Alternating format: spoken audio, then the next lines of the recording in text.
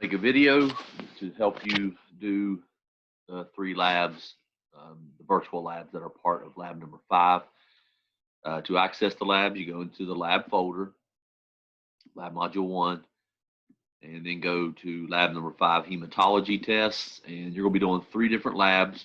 2 of them, you're going to be measuring the oxygen carrying capacity of athletes. Okay, you're going to be using hematocrit for one and hemoglobin content for the other. So this is 2 different ways that you can measure to see if if an athlete is cheating at their event. And so we talked about blood doping in chapter 18 as far as the notes when we talked about how some athletes will do blood transfusions to boost their red blood cell count, or they'll inject themselves with erythropoietin EPO to help cheat at the event. And so that one of the in both of those guys, you're going to have standards that tell you whether it's positive or negative, and then you compare 3 athletes to that. Then the last one is about differential blood cell count, where you're going to practice identifying white blood cells on a blood smear. And so I'm going to go into the hematocrit. I'm going to have to go actually into Connect to do it. So let me go into the blood hematocrit test. I think based on last year, this is the one that gave people the most trouble, was this one. This is your opening page, and so make sure that you read over the information. You got your normal hematocrit counts there. So 52 is about the highest you'll go for a normal sample.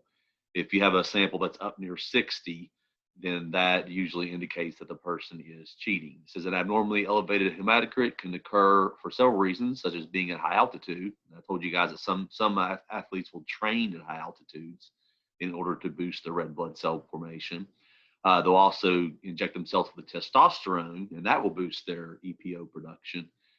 And then with certain diseases, you'll also have a high hematocrit count. We talked about dehydration will cause a high hematocrit because the plasma percentage is going to drop. Blood doping refers to any of several methods used to increase the blood's oxygen carrying capacity. It says your task is to measure the hematocrit of 3 samples of the athletes and determine if any of them is doping. You have blood samples of known values to compare, yet you're going to have a positive control and you're going to have a negative control. And so you're going to compare your 3 samples to those. And then it kind of goes through how to load the centrifuge. You always want to counterbalance with the centrifuge to make sure that you put the tubes across from each other. And you want to make sure that they're evenly spread out on the wheel, so that way you don't get any rocking back and forth of the centrifuge. So you got to counterbalance. And then here's how you measure hematocrit. You got to use a chart, and I'll show you how to do that. And so I used to do these at the vet office. I would do this exact flow. So basically what we're going to do in this lab is exactly what I had to do when I had to measure the hematocrit of dogs and cats. You go into the laboratory simulation and you label the different things. So alcohol wipes are there, blood samples are here, capillary tubes are there, centrifuge, the clay sealant, you have to pack clay into one end of the tube. That way it doesn't fly out. And then you got hematocrit chart and Sharps container. So those are done. Now, once you know how to do one of these, you just keep doing them over and over again. So it says, okay, pick up a capillary tube. So here's your capillary tube. You click that little jar, and now you got a capillary tube. It says go into the positive sample. So you put it right there, hit the button, get some blood. Then you got to seal one end of it with you got to wipe with alcohol wipes. So wipe with an alcohol wipe, and then cap it with some clay. And then it says place it in position number 4. So over here is position number 4, and so you put it there. Now the clay is always going to point down or point out on a centrifuge because the blood's going to be moving that way. So the clay will stop it, and the red blood cells will pack towards one end of the tube, and then the plasma will be on the other end of the tube, and that's how you figure out the differences. So that guy's done. Then you do your negative sample, and you just do the same thing. Capillary tube, negative sample, wipe it with alcohol wipes, cap it with the tube, and then go to the centrifuge.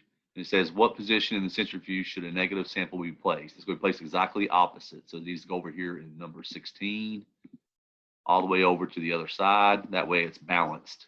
So that's how you do centrifuges. You always balance them. Put it exactly on the opposite side of your other sample. And if you have multiple samples, like you're going to in this one, then you would have to still balance them out. All right, then it says do sample A. So capillary tube, sample A, and alcohol wipe, clay, and then put it in position number 8.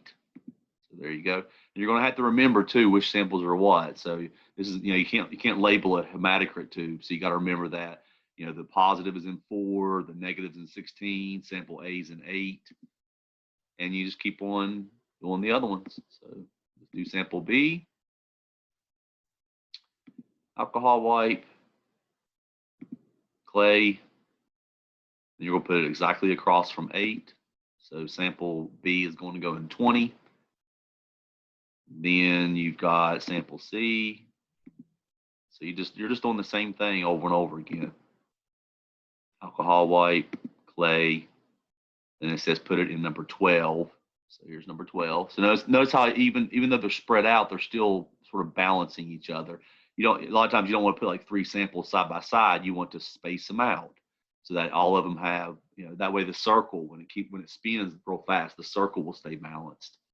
So even spacing them out, like every 3, in this case, you're going to do every 3, right? Or every 4. So 20 and 1, 2, 3, 4, 1, 2, 3, 4, 1, 2, 3, 4. So you're doing it every 4 around the centrifuge. And then you got to have one more to balance out number 12. So all you do there is just take a tube and just pack it with some clay.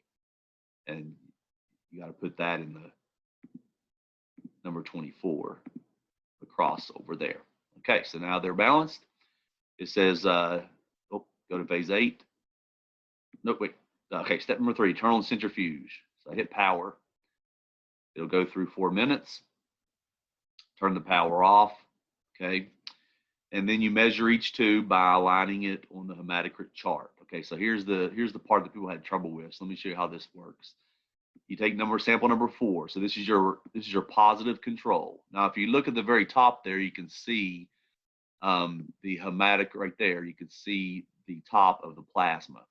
Okay, that needs to go at the very top of the chart, and then the bottom of the red blood cells. So you can see the good line right there. That needs to go on the bottom of the chart. So what I usually do is I usually start down the bottom.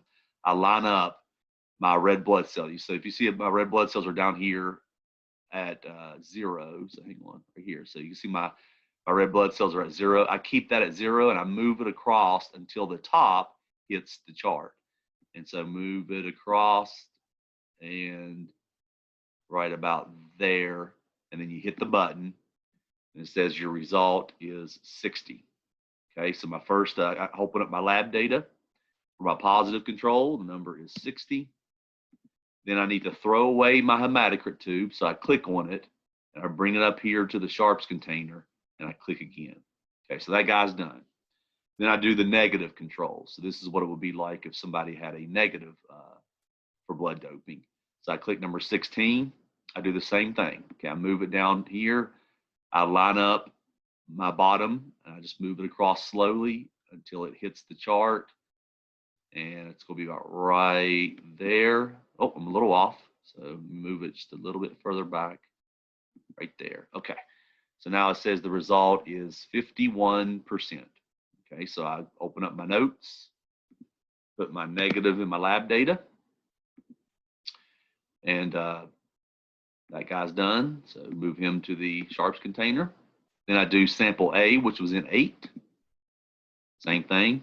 Start over here. Line up the top with the top and the bottom with the bottom.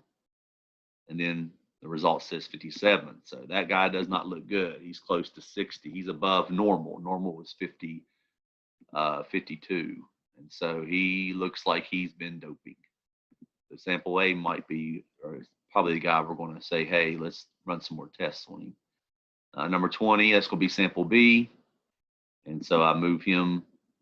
And I line him up with the top of the chart, the top of the plasma with the top of the chart. bottom of the red blood cells with the bottom of the chart, and that comes out to 56. So that guy also doesn't look good. So we may have 2 people here now that are doping. And then I throw that away in the sharps container.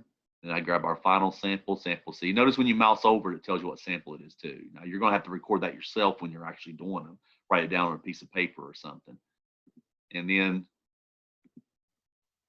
line him up. And this looks like somebody who's been doing it the right way. So he's got a result of 48. So this one looks like he is okay. So I put my 48 in there. All right, now I go on to phase 8. Step 6. What did I forget to do? Let's see what step 6 said. Oh, I didn't dispose of the capillary tube. There you go.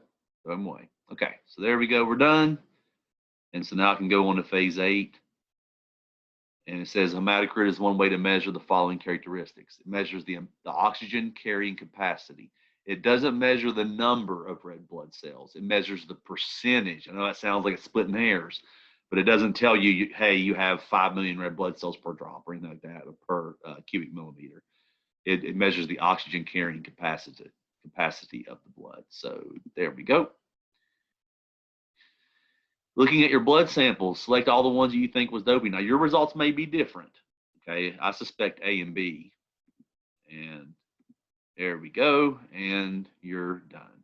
So that's kind of how you do it. If you have any questions once you proceed with it, let me know. I'm gonna make another video for hemoglobin and another video, the hemoglobin virtual lab, and then one for the white blood cell count lab.